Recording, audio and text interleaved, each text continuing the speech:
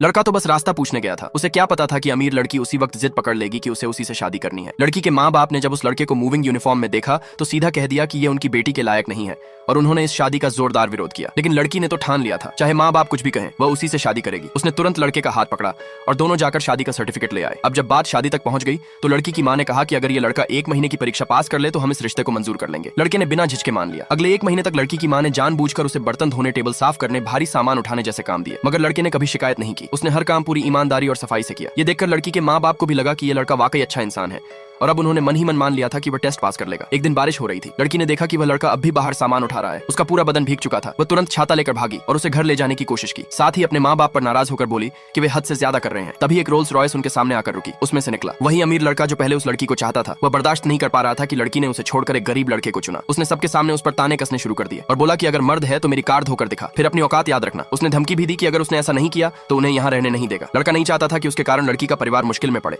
इसलिए उसने चुपचाप बाल्टी और कपड़ा उठाया और कार साफ करने लगा। ये देखकर लड़की का दिल टूट गया। वह भी उसके साथ कार साफ करने लगी। दोनों को साथ देखकर अमीर लड़के का गुस्सा और बढ़ गया। उसने अपने आदमियों से कहा कि जाओ और इनकी मेहनत पर पानी फेर दो। उन्होंने कार पर कोला डाल दिया, जिससे दोनों को दोबारा सफाई करनी पड़ी। लड़का उनकी बदतमीजी देखकर गुस्से में भी था और बेबस भी। लेकिन तभी कुछ और रोल्स रॉयस गाड़ियां वहां आकर रुकी। उनमें से उतरे कुछ बेहद स्टाइलिश और रॉयल लोग जो असल में उसी लड़के के परिवार के थे।